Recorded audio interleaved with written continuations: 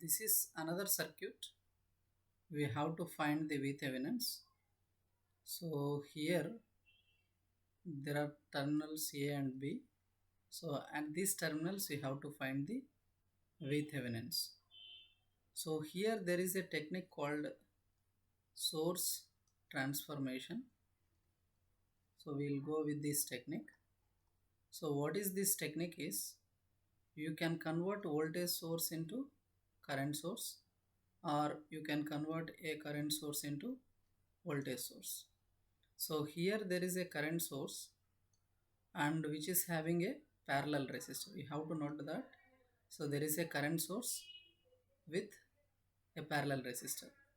So in this case only you can convert this into voltage source. Okay. So if you want to convert into voltage source, this will be, what is V? We know that it is I into R according to Ohm's law.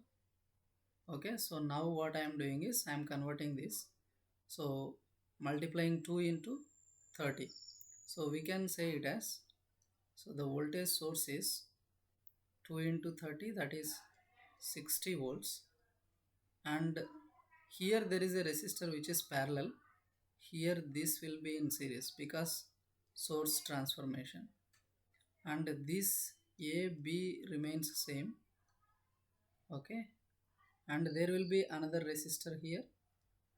So this will be 30 volts. Okay.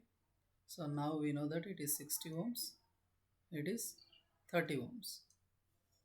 Now what we have to do is, so we have to find out the equivalent current and also the equivalent voltage. Okay, now suppose equivalent current we have to find out. So in order to find out the equivalent voltage, what I am doing, it is the biggest source 60 volts minus, because now I am going in this way, minus 30 volts, that is equals to 30 volts. This is the equivalent voltage of the circuit. So in order to find the current, equivalent for current, we have to find out the R equivalent. Here the two resistors are in series, 30 ohms and 60 ohms are in series.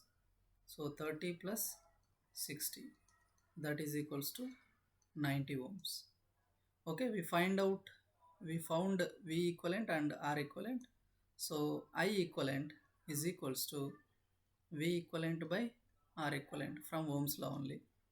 So now it will be 30 by 90. Simply we can say it as 1 by 3 amperes. Okay.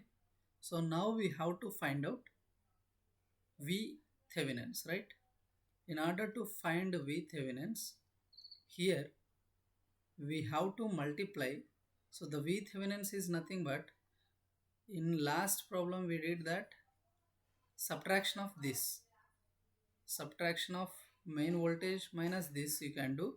Otherwise you can find out this part of the circuit. This part if you determine, then that is also fine. So now what I am doing is I am multiplying this I equivalent with the resistor, 60 ohms, plus this part voltage is 30 volts.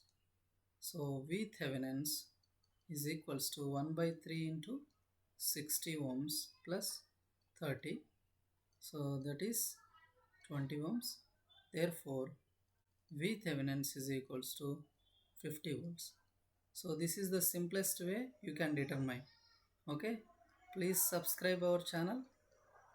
Don't forget. Okay. Thank you.